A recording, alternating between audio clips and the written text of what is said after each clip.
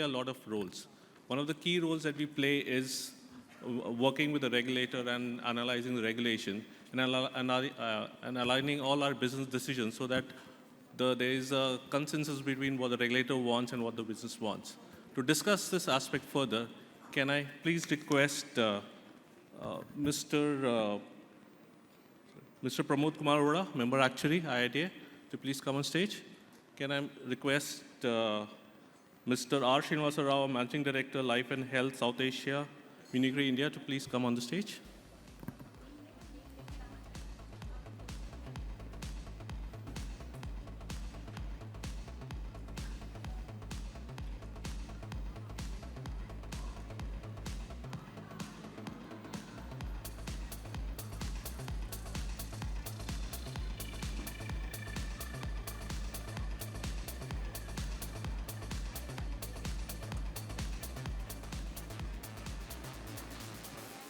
I'll request Mr. Srinivasa to please chair the session.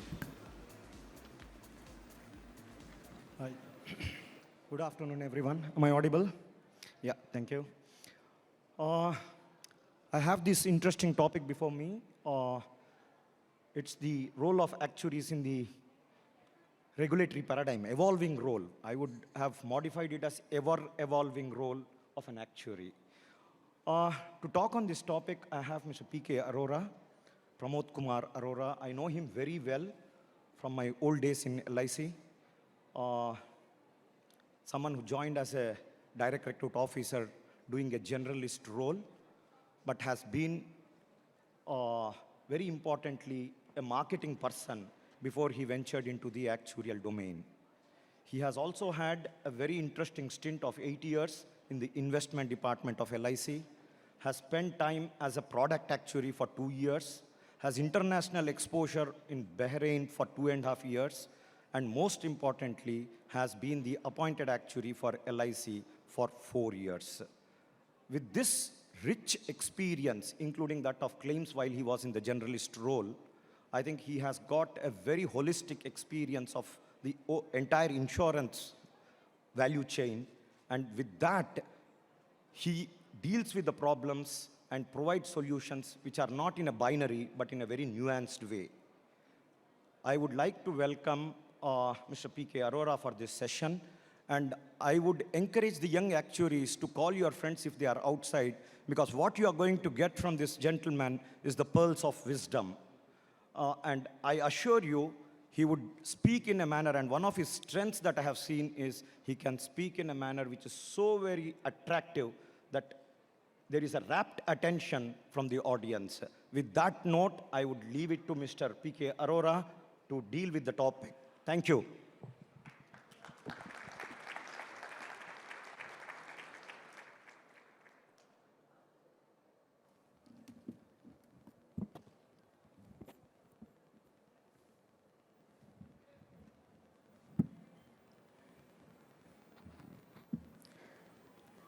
Very good noon to everybody present here, and greetings from the Insurance Regulatory and Development Authority of India to all the participants of 22nd Global Conference of Actuaries. Special welcome to those who are participating in this conference from abroad, and my regards and respects to the senior actuaries present here who have helped to shape the Indian actuarial profession. The topic given to me is the role of actuary in the evolving regulatory paradigm. In this context, first, I will speak about two main things, two main areas which require the appointed actuary to continuously remain engaged with the regulator.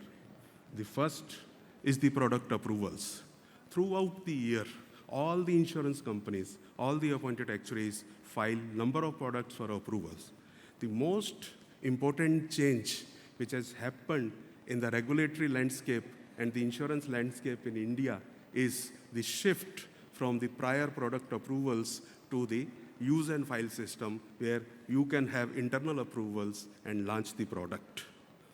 As far as non-life industry is concerned, all the products can be launched under use and file.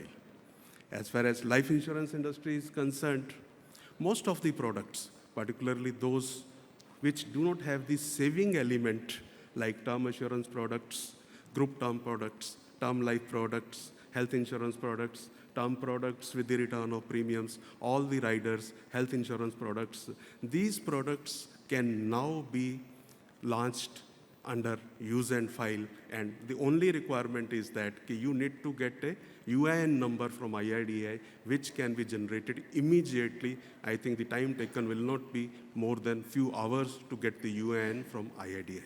So in this changing regulatory environment now, it is possible for a company, for an appointed actuary to conceptualize a design, price a product, and launch it within a day, provided the systems of the company support it. So the time which the appointed actuary used to spend to devote in continuously engaging with the regulator, responding with the queries, following up is now no more required. So he can effectively use that time to focus on more core actuarial areas and focus on more important things which are required for the actuarial function of the company. Now, in this regard, not only the new product approvals, it is the modifications also. The thresholds which enable the modifications under use and file have also been increased. For example, earlier there was a requirement that between one modification and another modification, there has to be a minimum gap of 1 year. Now that gap is removed. You can modify the products based on the changing environment, macroeconomic environments you are experienced. The number of times you require it is essential. So because of this change, there has been a 40% increase in the number of modifications done under use and file procedure. So this is a very important change which has happened, and whatever is remaining, based on the experience we have in this aspect, the other products may also be brought under use and file depending upon the experience. Now, the second important aspect which require the attention of the appointed actuary and which require the continuous engagement with the regulator is the valuation exercise. Every year, the valuation exercise is done, and right now, we are under factor-based solvency regime. There are two factors as far as life insurance is concerned, sum at risk and reserving. As far as non-life is concerned, it is based on reserves as well as the premium and the claims. So in the coming days, the most important change which is likely to happen in this segment is the shift to the risk-based solvency. So very soon we will be coming out with the guidance document as well as the template for the quantitative impact study 1 for implementation of risk-based capital in India. So when you do the regular valuation exercise as on 31st March 2023, along with that, when you submit the actuarial returns as well as the financial condition report, you will be required to provide the information about the numbers of the risk-based capital as per the template which we'll be providing to the industry very soon. So this is going to be a major change, and it will not end here. It actually, after the QoS 1, based on the experience, feedback, suggestions, numbers, we will be coming out with QoS 2, and hopefully in the coming months or next year, we'll be able to have the parallel run. Right now, it will be the additional requirement along with the normal statutory valuation exercise. Now, when we talk about the capital, interestingly, when a company is formed, who provides the capital? It is normally the shareholder. Shareholder provides the capital. When the company grows and reaches the break-even, there are other sources of capital also. Other sources of capital means there can be retained profits, there are subordinate debts. In this aspect, the regulator has already changed the other forms of capital regulations. The base on which the eligibility to calculate the capital has already been expanded, has already been relaxed. Now, the companies who have the higher net worth, who have some other retained profits, are able to arrange the subordinate debt of a higher amount. Now, what happens is, increasing a new trend is emerging. that the trend is that a number of companies are now increasingly depending upon the FFA, the Funds for Future Appreciations, for the demonstration of solvency to the regulator. So what is an FFA? Actually, mostly it occurs in the par business, participating business. The definition of participating business itself means any surplus which arises has to be distributed between the policyholder and the shareholder in a predefined ratio, in a predetermined manner. But once you allocate the reversionary bonus to the policyholder, terminal bonus to the existing policyholders, then there is some surplus which you are not able to decide to whom to allocate. That remains there. So that is being used to demonstrate the solvency. But how much then can be? How much that amount can be? So this is an important question. We have seen in many companies the availability of capital due to FFA is increasingly high, and there are 3 companies at least where 40% of the available capital, more than 40% of the available capital is coming from the FFA. And there is one company, what you will do with that? If the 100% of the required solvency margin is supported by RSM, then it's not a proprietary company. It's not a shareholder-driven company. It is a company which is driven by the policyholder. And in that case, all the profits should go to the policyholders, but the profits go to the shareholder. So is it a right situation?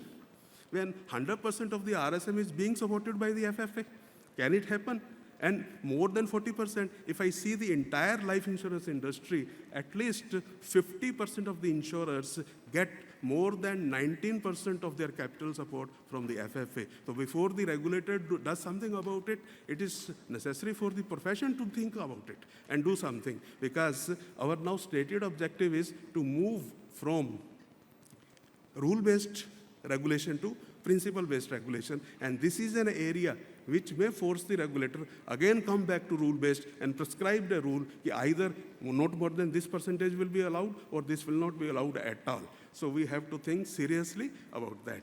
Another area where we were getting most of the representations or requests were the appointed actuary regulations. Particularly in the non-life segment, there were many companies which were saying they are not able to find the right kind of persons who satisfy all the eligibility conditions.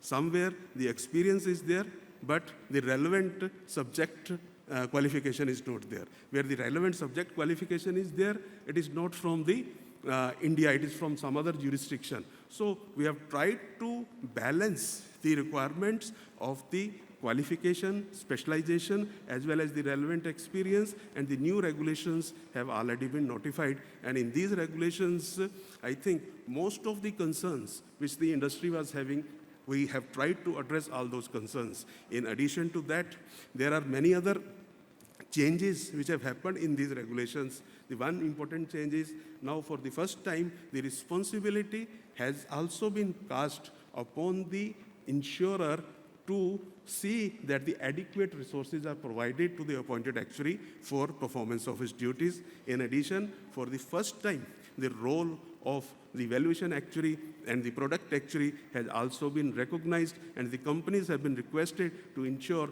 that there are qualified actuaries who man these positions in the valuation as well as the product-related areas. And then, as far as the role of actuary is concerned, in this context, earlier there were some things like even when the appointed actuary was required to ensure that the company remains solvent for all the times to come. Now, what happens if the solvency is under pressure? He has to ensure the company remains solvent. If the shareholder doesn't infuse the capital, that doesn't mean that he has to infuse the capital from his own pocket. So how he can ensure? Now, it has been appropriately reworded, and he is required to bring all these risks to the knowledge of the board and see that the capital is infused, and the suggestions are given at which is the best area for the infusion of capital. So these are some of the changes which have been made in the appointed actuary regulation. And another important area where the changes and the role of actuary will go a change is the IFRS 17 implementation. Right now, all over the world, in most of the jurisdictions, it has already been implemented from 1st of January 2023. And the first quarter under these new rules will be over on 31st January 2023. Now it becomes necessary for us when these statements, financial statements under the new IFRS 17 regime come out, we continuously review those statements and see what are the problems and how the solutions are found out, so that when we implement the IFRS 17 in India, so these problems are not there for us and we have already solutions for them. I think there is a session also for IFRS 17 and detailed discussion will be there on this aspect. The regulator on its part will be giving a glide path to the industry with the definite timelines and the milestones within which we have to transit from the current regime to the IFRS 17 regime. Now, talking about the environment and changing regulatory paradigm, this kind of environment which was there about 20 years back is not there now.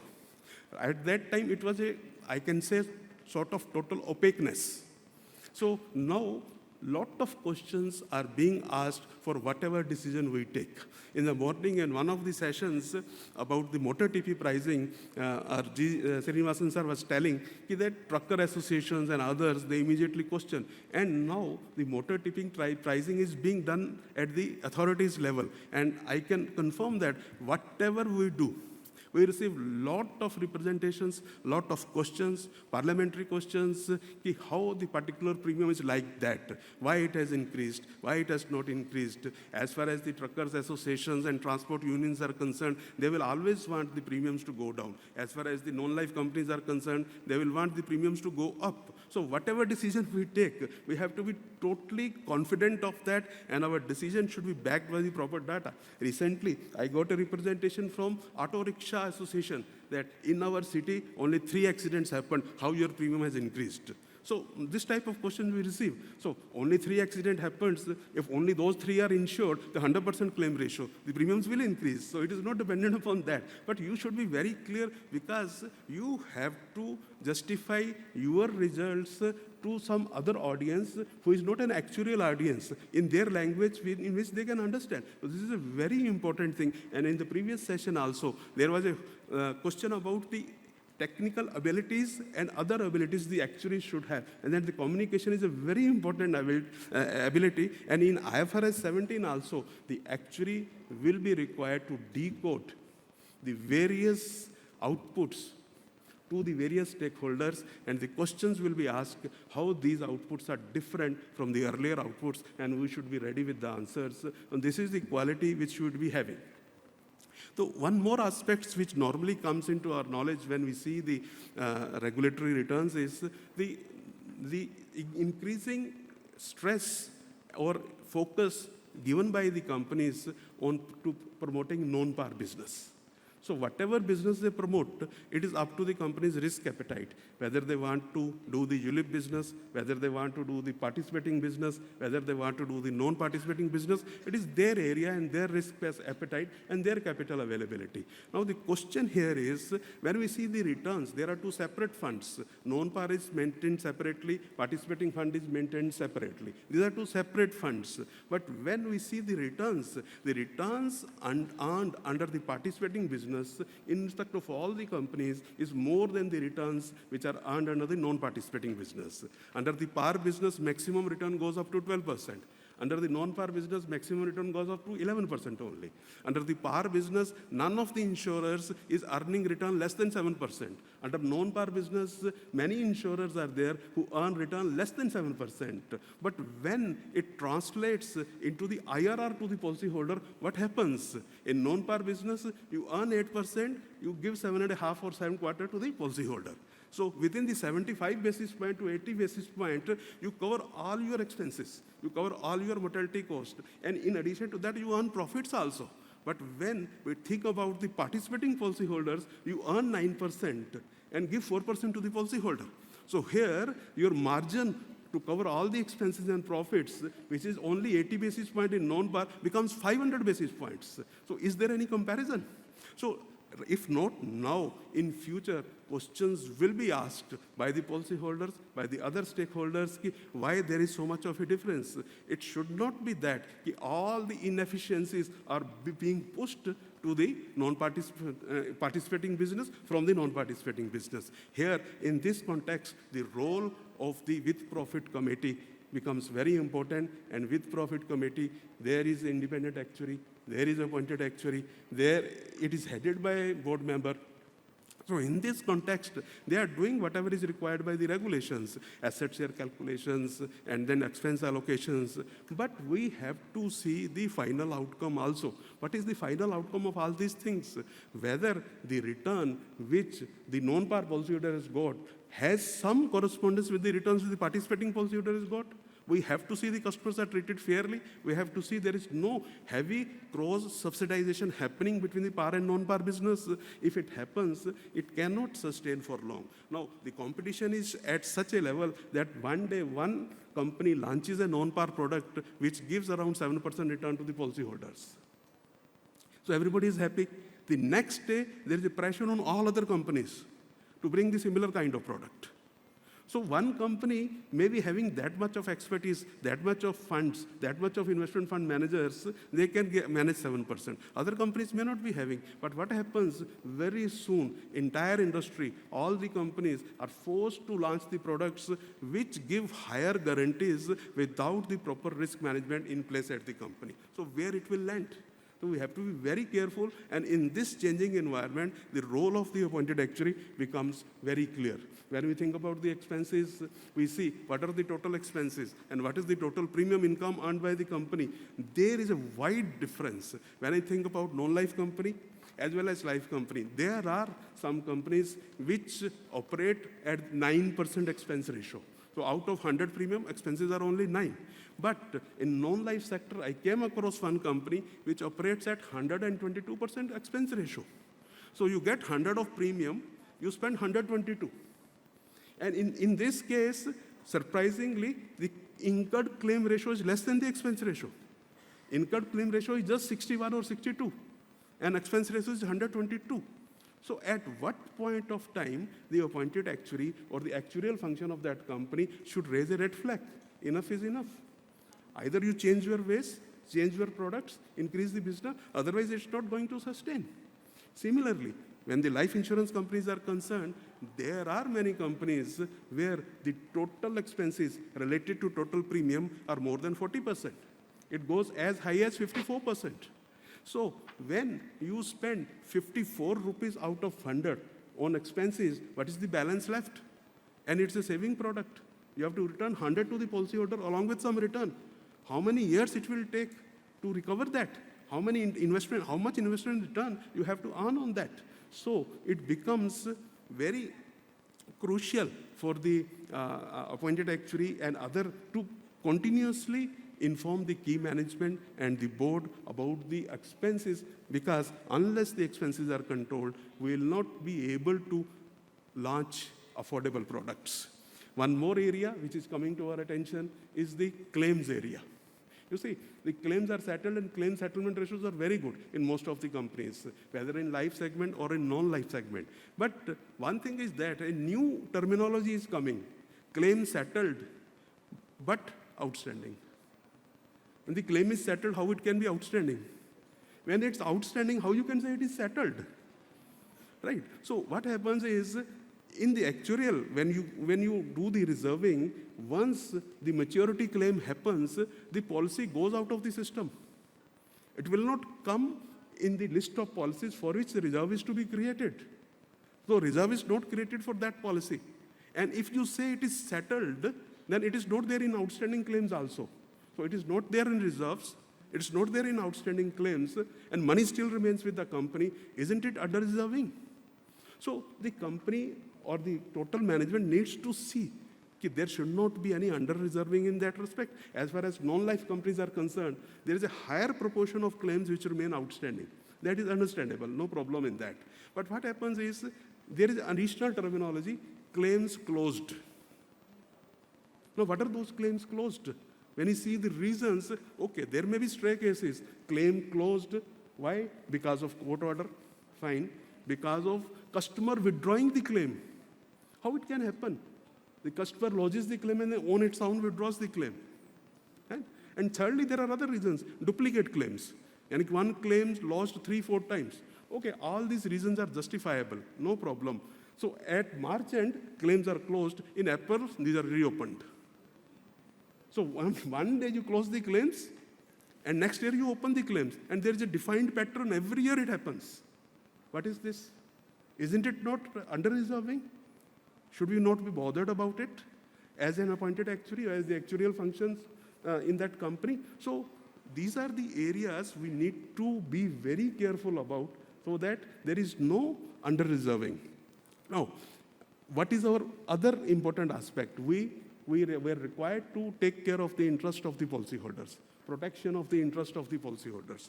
The interest will be protected only when the policyholders are there. That's why the development agenda, that's why the growth agenda. We need to grow our business. In the last 20 years, the growth has definitely happened. And the appointed actuaries and the companies have done really a great job. If I see, when the sector was opened, the total assets under management in the life insurance industry and total insurance industry are just 50,000 crores. If I see the figures now, it is 55 lakh crores.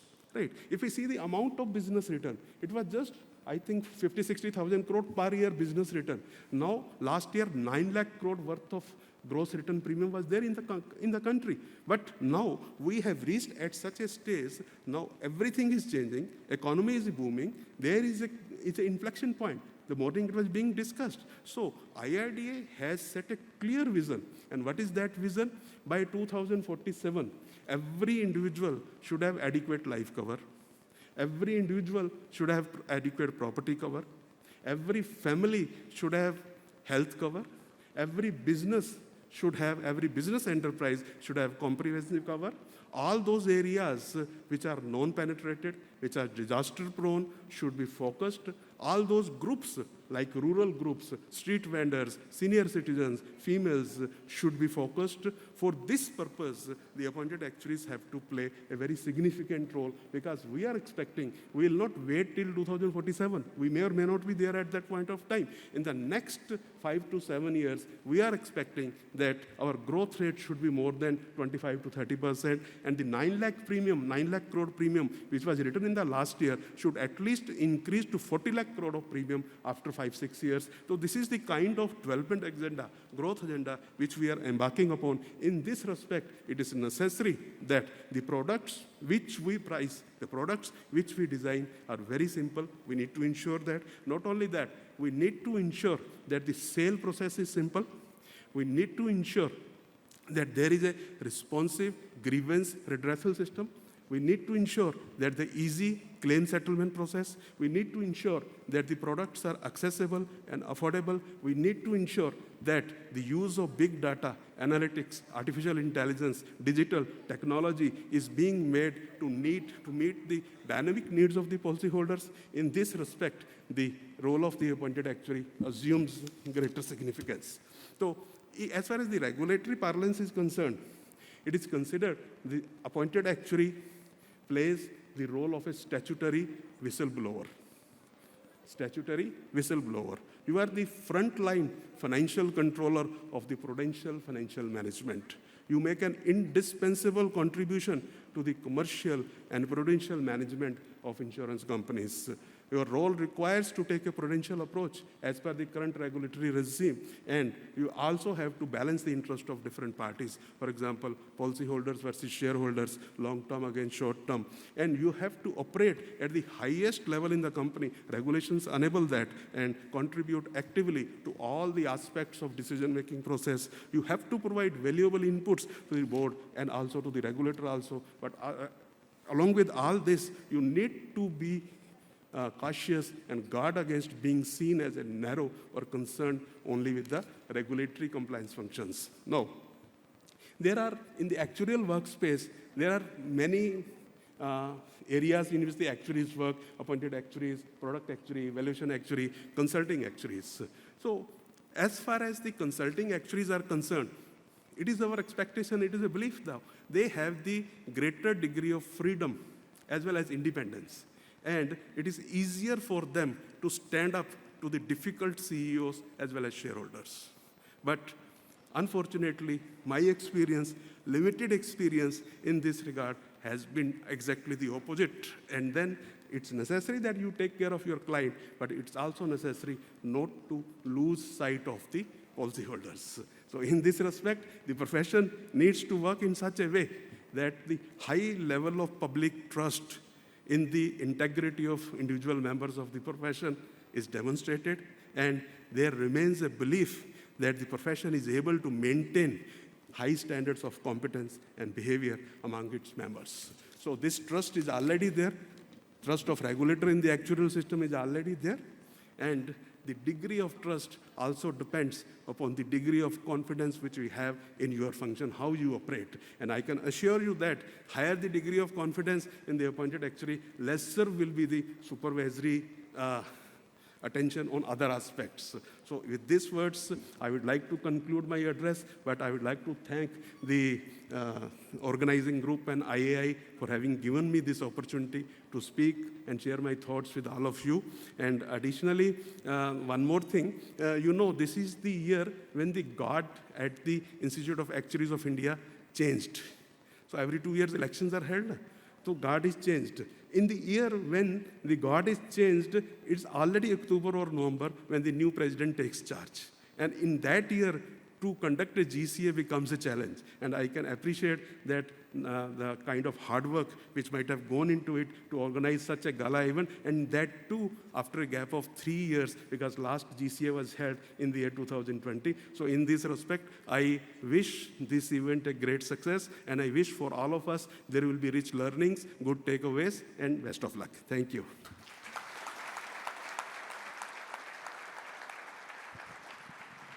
Excellent. I'll just take 1 or 2 minutes to wrap up and then can move on to the next session. I think given the paucity of time, I think I would encourage people to have freewheeling conversation with him across the lunch table or dinner table. I think what is most important is to drill down the specifics that he had spoken of. I think it's very, very important that actuaries are not just looking at the letter of it, but going to the spirit of every regulation that has been brought about. Convenient interpretation of regulations can land into trouble. Never sight of policyholder is what is the biggest message that Mr. Arora has given to all of us. I think the regulatory framework is changing not just in India, but everywhere else. And as the world is changing, so is the regulatory environment. And most of us who have a very vital role in these industries have to live up to the expectations and make sure that the regulators continue to have the confidence that actuaries can be whistleblowers and the policyholders' trust can be redoubled. On that note, I would like to wrap up. There are few questions that have come through, but I would encourage the individuals, since the names have not been given, I would encourage them to talk to this one. There has been already 3 flags shown to me that the time is up, so we will wrap up this session. Thank you. First question I can take, there is a question whether peer review actuary should be appointed by the regulator and not the company to have more independence. So you want the peer review to be appointed by the regulator, and when the appointed actuary regulations were being framed and the exposure draft was put for public consumption, there were suggestions from many why the appointed actuary is being appointed by the regulator. It should be done by the company. So there are conflicting requirements, but we'll see how it moves. Then we can take a call. Thank you. Okay, thank you everyone. Thank you, Srinivasa. Thank you, sir. Srinivasa, sir, can I request you to please hand over a small token of appreciation?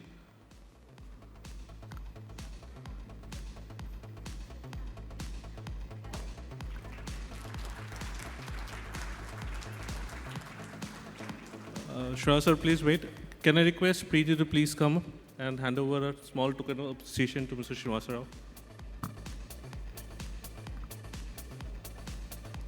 So we are planting a tree at Zuluk in Sikkim.